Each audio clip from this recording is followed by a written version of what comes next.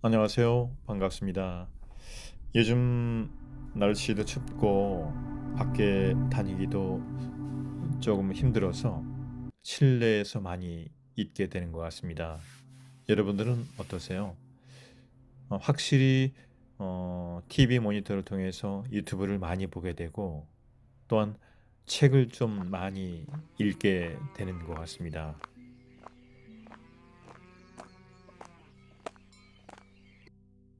물론 제 개인적인 생각이지만 독서는 단순히 지식을 쌓는 것을 넘어서 정말 저의 삶의 질을 많이 높여줬던 것 같습니다. 잘 기억은 안 나지만 제가 몇 가지 제가 좋았던 점 차근차근 생각을 해봤더니 첫 번째로 새로운 관점이 생긴 것 같습니다. 타인의 삶과 사고방식을 통해서 세상을 보는 시야가 많이 넓어진 것 같습니다. 그리고 사실 직장 생활하면서 스트레스를 많이 받은 편인데 쉬는 시간이나 점심시간, 퇴근 이후에 집에서 책 한 권 한 권 활자에 몰입하는 동안에 일상의 근심에서 벗어나 심리적 안정을 많이 얻어서 확실히 마음이 편안해진 듯 했고요. 그리고 문해력과 사고력 부분을 얘기할 수 있는데 복잡한 정보를 이해하고 나만의 논리를 세우는 힘이 많이 길러졌습니다. 그리고 역시 뭐니 뭐니 해도 사회생활에 꼭 필요했었던 건데 어휘력이 많이 풍부해졌습니다. 평소 쓰지 않는 단어들 접하면서 표현의 폭이 굉장히 섬세해졌고요. 또 다양한 화법을 얘기할 수 있고 조금씩 사물이나 명사 생각이 나지 않을 때 책을 많이 읽음으로 인해서 또 다른 단어를 생각하는 그러한 뭔가 좀 명료해진 머리를 느끼게 되었던 것 같습니다. 이러한 좋은 점 때문에 제가 시간 날 때마다 틈틈이 1년에 한 권이든 두 권이든 많지는 않지만 적은 양의 독서를 하면서 꾸준하게 저에게 도움받는 그러한 행동을 하지 않았나 싶습니다. 제 개인적인 생각이기도 하고요. 또 유명한 작가님들의 얘기를 들어도 새로운 책을 매번 구입하는 것도 좋은 일이지만 그동안에 읽었던 책들 중에서 내 마음의 양식이 됐고 그다음에 행동에 반영이 돼서 커다란 도움이 됐던 책들은 따로 구분을 해서 틈날 때마다 읽어가는 것도 독서의 하나의 방법이라고 합니다. 그러므로 제가 쭉 살아오면서 읽었던 책들 중에서 한 권 오늘 간단히 소개를 하려고 합니다. 아마 많은 분들께서 읽었던 책이 아닐까 싶은데 제목은 심플하게 산다. 작가는 도미니크 로로이고요. 당시 구입했던 날짜는 2016년 2월 24일로 적어놨네요. 제가 이 책을 읽으면서 체크할 부분에 대해서 많이 밑줄도 긋고 노란색 펜으로 체크도 하고 해서 두고두고 보면서 제 마음과 행동으로 많이 반영했던 것 같습니다. 도미니크 로로라는 이 작가는 특이하신 분인데요. 프랑스 출신 수필가로 소르본 대학에서 영문학 석사를 취득했고요. 영국, 미국, 일본 등에서 교사 생활을 하셨네요. 그리고 작가 소개란에 보면 동양적인 아름다움에 빠져서 1970년대 말부터 일본에서 살기 시작했고 그러다 보니까 서구적 방식과는 다른 생활에서 심플하게 사는 것의 가치를 깨달았다고 합니다. 그래서 적게 가지고 단순하게 살수록 삶은 훨씬 더 풍요롭다고 말하는 이 책은 당시에 프랑스와 유럽, 일본 등에서 베스트셀러가 되었던 책입니다. 물론 국내에서도 많이 판매됐던 거로 기억이 됩니다.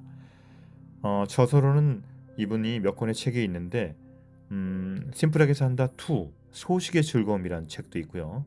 또 핵심의 기술, 다시 쓰는 내 인생의 리스트 등 몇 권의 책이 있는데 아마 이분의 책을 쓰는 어떤 스타일이나 정서가 저에게 맞아서인지 계속해서 이분의 책을 독서하게 되었지 않았나 싶습니다.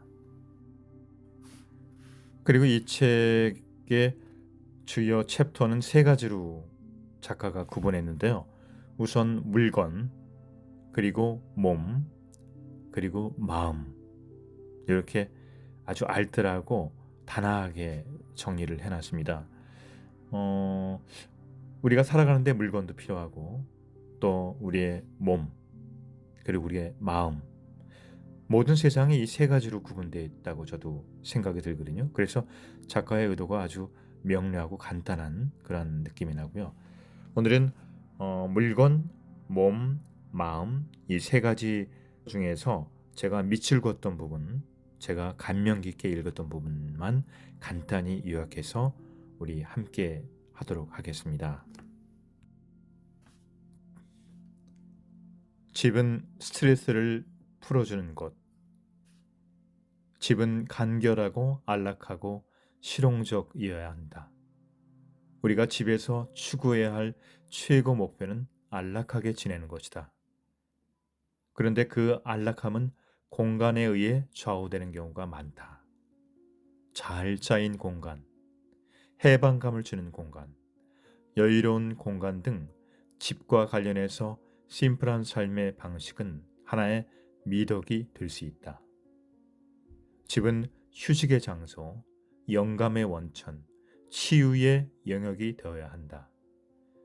우리가 사는 도시에는 사람과 소음이 많고 신경에 거슬리는 시각적 매체도 많다.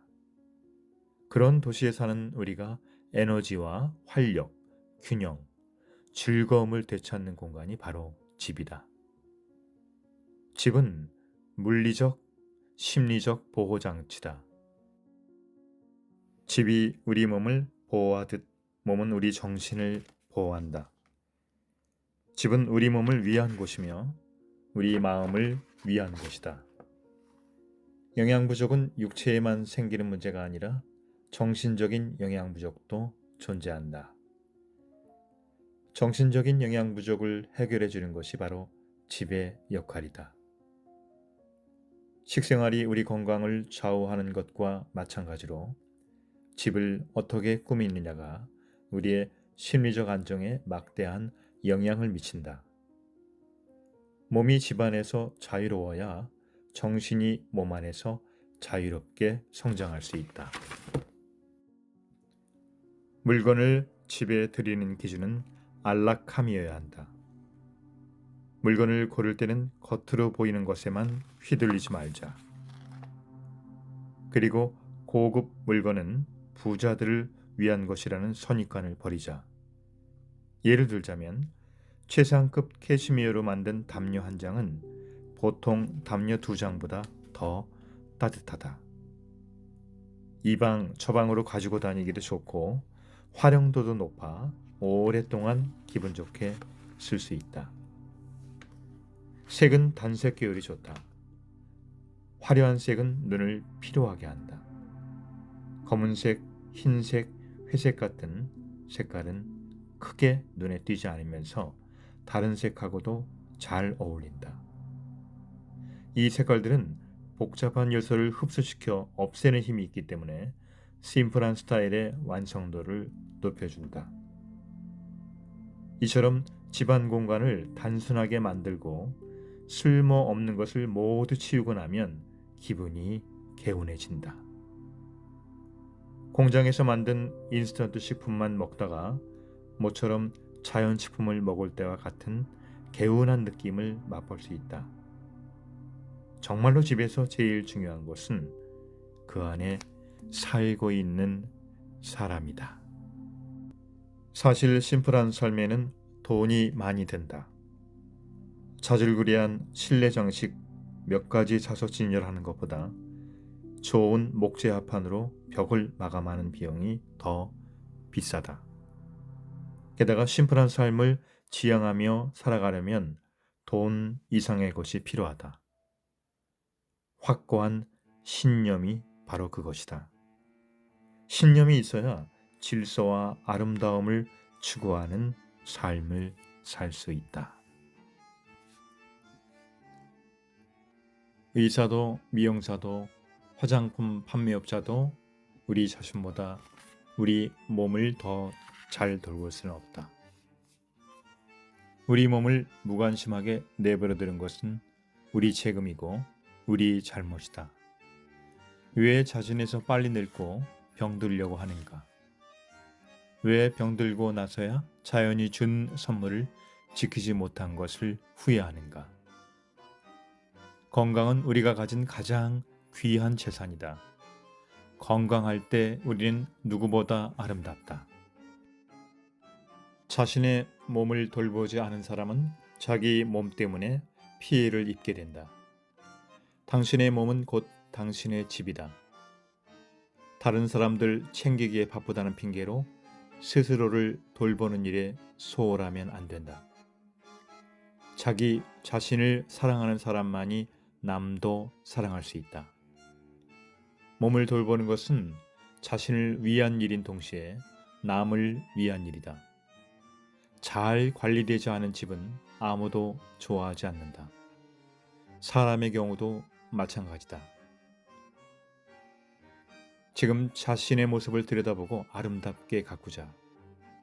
아름다운 몸을 갖고 싶어하는 것은 경박한 욕심이 아니라 자기 존중의 문제다.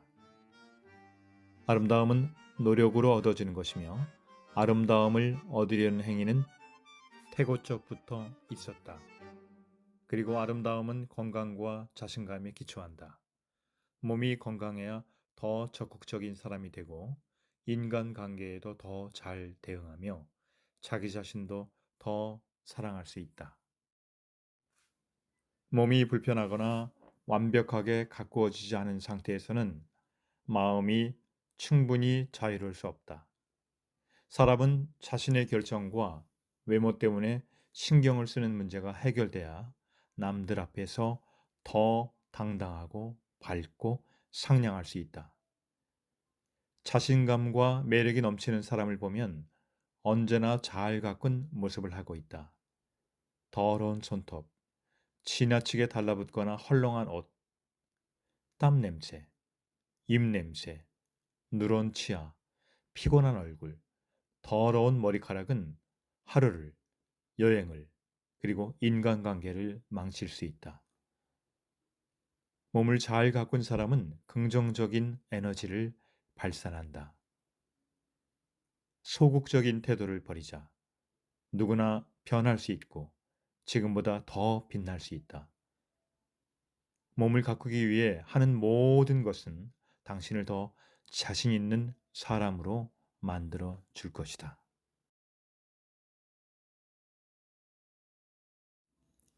커다란 거울로 몸을 자세히 들여다보자.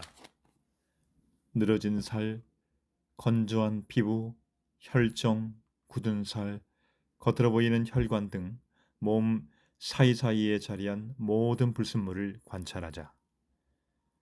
불순물을 없애야 우리 몸은 아름다워지고 자유로워지고 강해진다. 거울에 비친 몸을 만들어낸 것은 바로 습관이다. 좋은 습관을 지니면 건강해지고 아름다워진다. 몸속까지 깨끗이 씻어내는 습관부터 시작하자. 불순물이 쌓인 몸은 제대로 기능할 수가 없다. 몸 안에 독소를 퍼뜨리는 변비를 무시하지 말자. 변비는 혈액을 오염시키고 심각한 병을 부른다. 세균이 대장에 자리 잡으면 용종이 생기고 용종은 암으로 발전할 수도 있다. 변비는 여행이나 출장 중에 자주 나타난다. 화, 스트레스, 불안 역시 장의 원활한 기능을 방해한다. 그런 감정 상태에서는 뇌가 세포를 통해 내장의 기능을 마비시키는 신호를 보내기 때문이다. 제대로 기능을 못하는 장은 일그러지고 딱딱해지며 장 내벽에 숙변이 쌓여서 굳어간다. 그 결과 두통, 다리 부종, 셀룰라이트, 치질 등이 발생하게 된다. 몸을 깨끗이 하는 것과 마음을 깨끗이 하는 것을 하나로 여겨야 한다. 터키식 목욕탕이 명상을 유도하는 정신적 공간인 사원과 유사한 구조인 것도 그 때문일 것이다. 집에 혼자 조용히 있는 시간이 생기면 목욕을 하자. 목욕은 우리의 감각을 가다듬을 수 있는 얼마 되지 않은 기회이며 그 가운데 하나다. 몸과 마음을 정화하고 우리 자신을 들여다볼 수 있는 풍요로운 시간이기도 하다. 뜨거운 물로 목욕한 뒤에 차가운 물로 샤워를 하면 기분이 개운해진다. 더운 물과 찬물을 오가는 목욕은 심장의 기능을 돕는 효과가 있다. 피부 혈관계가 수축하고 확장하는 과정에서 혈액순환이 활발해지기 때문이다. 혈액순환이 활발하면 체내 노폐물도 더 잘 제거된다. 또한 신진대사가 활발해지고 긴장된 근육이 풀어진다. 목욕을 할 때는 물의 감촉을 느끼고 물소리를 즐기자. 물은 에너지, 즉 기를 전해준다. 많은 사람이 목욕의 중요성을 과소평가하지만 목욕은 건강에 꼭 필요한 요소다. 병이 없다고 건강한 것이 아니다. 활력을 지니고 있고 그 활력을 사용할 수 있을 때 그것이 건강한 것이다. 우리에게는 음식만큼이나 활력이 필요하다. 건강 자체를 목표로 삼는 게 아니라 즐겁고 활기차게 살기 위해 건강을 추구해야만 한다. 몸을 건강하고 아름답게 가꾸려면 자기 성찰과 수련이 필요하다. 우리가 지닌 모든 정신적, 신체적 능력을 단련시켜야 한다. 깨달음은 정신을 통해서만 얻을 수 있는 것이 아니라 몸을 통해서도 깨달음을 얻을 수 있다. 젊고 건강한 몸을 지키고 싶다면 운동을 하자. 운동은 불안감을 누그러뜨리고 겉모습을 아름답게 해주며 자기 몸을 스스로 다스리고 있다는 느낌을 준다. 우리가 매일매일 밥상을 차리거나 이를 닦는 것처럼 운동도 일상생활의 일부가 되어야 한다. 요즘 사람들은 주로 앉아서 생활하기 때문에 일부 근육은 쓸 일이 아예 없다. 움직이지 않으면 몸이 약해지고 비만과 우울증을 부른다. 온갖 독소가 몸속에 고여 체내 중독을 유발한다. 근육은 저마다 생명 유지에 필요한 기능을 지니고 있기 때문에 근육을 사용할 때마다 우리 몸은 더 건강해진다.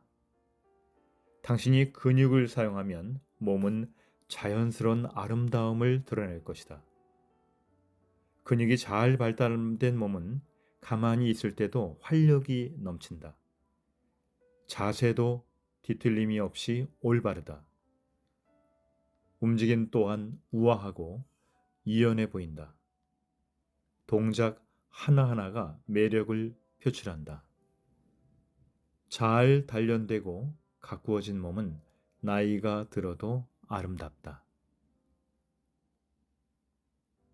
단지 살을 빼려는 목적으로만 운동을 하지 말자.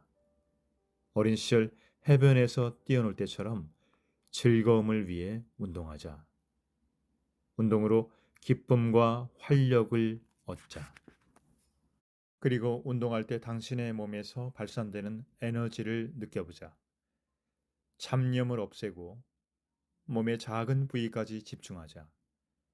운동은 긴장을 풀어주고 기를 북돋우며 집중력과 균형 감각을 키워준다. 운동은 모든 것을 긍정적인 에너지로 변환시킬 수 있다. 운동을 하면 마음가짐이 달라지고 겉모습도 달라진다. 처음에는 불가능하게만 보이던 것도 성취할 수 있게 되어 일상에서 자신감을 회복할 수 있다. 몸을 정화하고 정신력을 모아서 우리 안에 잠재되고 있는 에너지를 일깨우자. 그 에너지가 깨어나면 지성과 지혜도 늘어난다. 운동으로 생기를 얻은 사람은 일종의 빛, 카리스마, 아우라를 발산한다.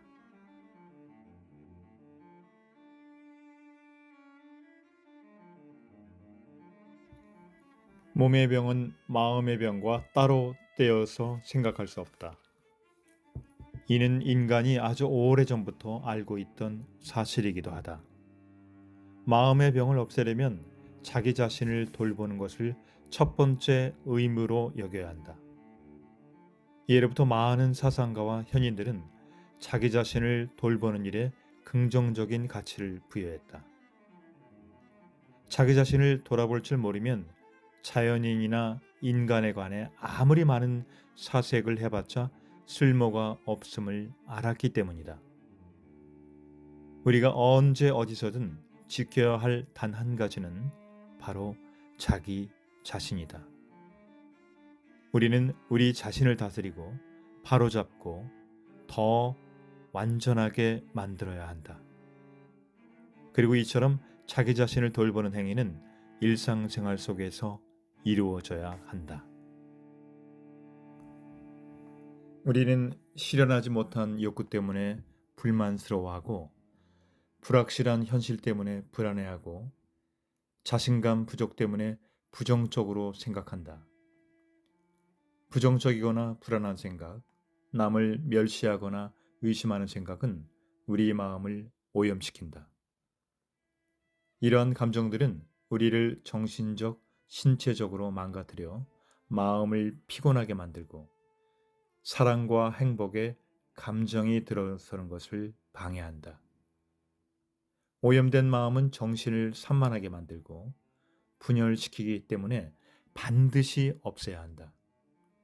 안으로 억누르지 말고 겉으로 드러내 몸 밖으로 내보내야 한다. 병을 고치고 건강과 삶의 행복을 되찾는 힘과 능력은 바로 우리 안에 있다.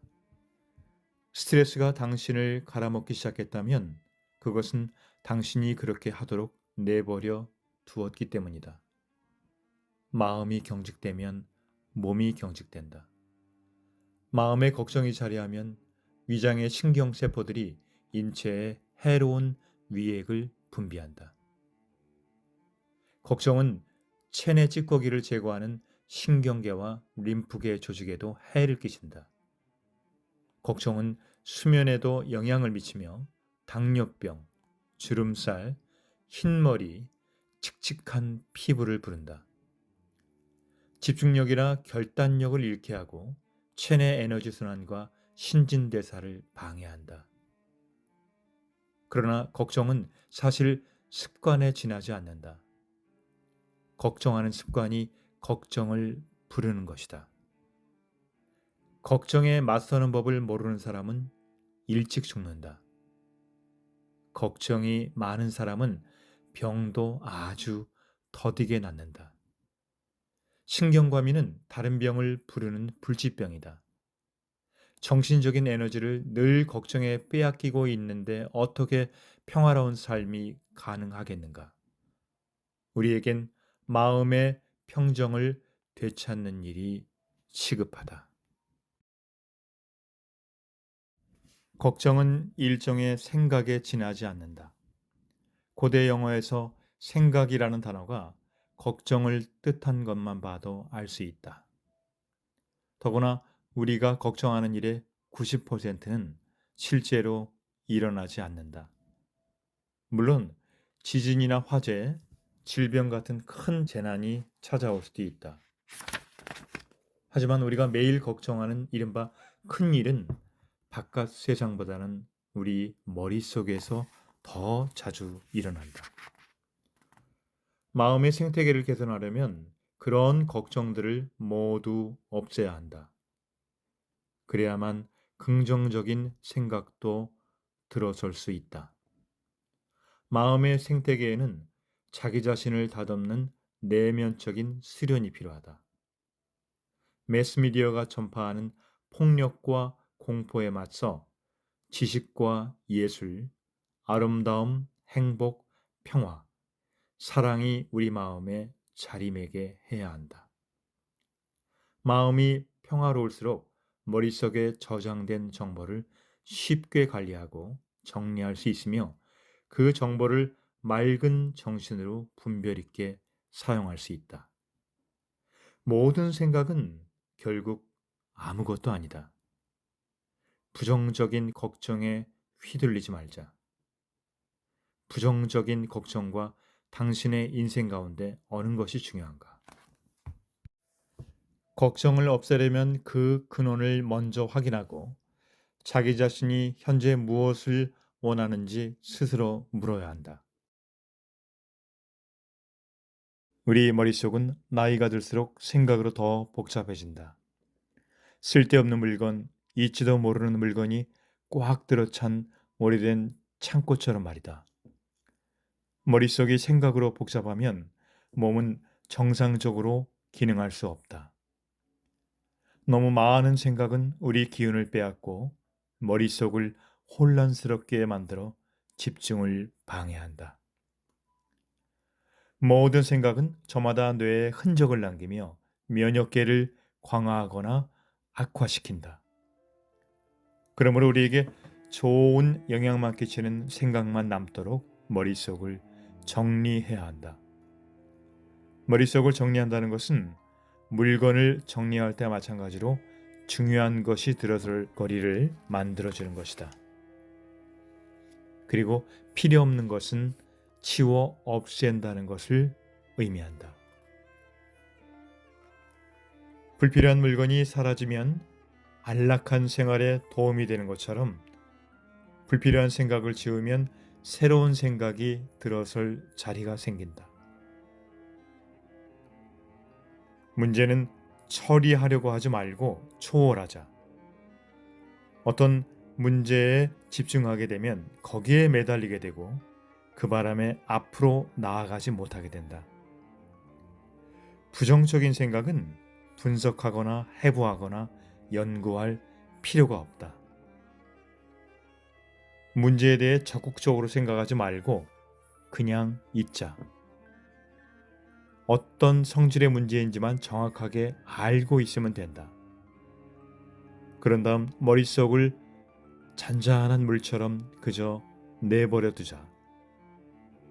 우리를 성가시게 만드는 문제나 일에 고집스럽게 매달려 있으면 인생의 아름다움과 가능성을 놓치게 된다.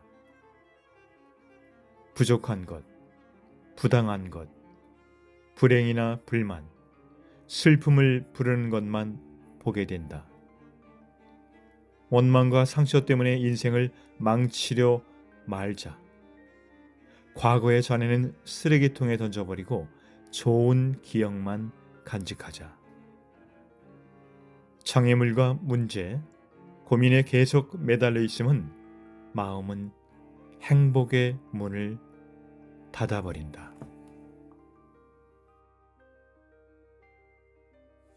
자, 지금까지 어떠셨나요? 제가 감명 깊게 읽었던 부분, 그리고 제 생활에 반영됐던 부분, 메모하고 체크했던 부분에 대해서 간략하게 아쉽지만 짧게 낭독해드렸습니다. 심플하게 산다라는 책을 읽고 나면요, 저도 그랬지만 아마 당장 주변을 정리하고 싶게 만드는 마법 같은 아마 생각이 드실 겁니다. 특히 이제 공간의 심플함이 우선이었던 것 같아요. 물건이 줄어드니까 확실히 집안 물건 때문에 에너지 낭비하는 시간이 많이 줄었던 거로 제가 기억하고요. 그리고 이제 관계에서도 거절은 무례함이 아니라 선택이라는 그러한 작가의 말씀처럼 이제는 제가 시간을 뺏겨가면서 쓸데없이 만나는 그런 모임과 그러한 활동을 많이 줄여서 나에 집중할 수 있는 시간을 갖게 됐다는 것입니다.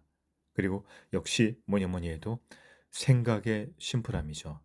복잡한 고민 때문에 밤잠 설치거나 일을 하다가도 걱정거리 때문에 생각했던 에너지를 낭비했던 부분을 많이 줄이게 되었습니다. 그리고 지금 이 순간만을 즐기려고 노력했고 실생활의 대부분 그러한 밝은 성격으로 바뀐 것 같습니다. 여러분, 단순함은 궁색함이 아니라 우아한 절제라고 생각하세요. 물론 저도 그렇게 늘 생각하려 마음을 먹고 있습니다. 혹시 오늘 저녁에는 책상 위에 가장 안 쓰는 물건 하나만 비워 보시는 건 어떨까요? 그 빈자리만큼 여러분의 마음속에 새로운 행복과 여유와 부유함이 채워질 겁니다.